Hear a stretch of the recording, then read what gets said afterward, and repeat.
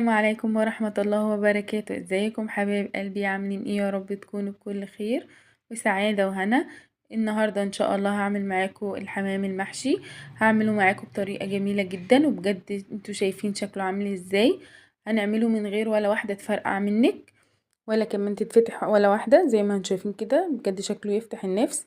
هنعمل اول حاجة الخلطة اللي هنحشي بيها الحمام بتاعنا. هنا انا حطيت معلقتين سمنة بلدي، وبعدين قطعت فيهم بصلاية قطع صغيرة، وشوحت فيهم الكبد والقوانص بتاعة الحمام. بعد ما اتشوحوا كويس نزلت بالرز، شوحته برضو ونص كوباية مية، وقلبته وسبته على نار هادية لغاية ما استوى خالص.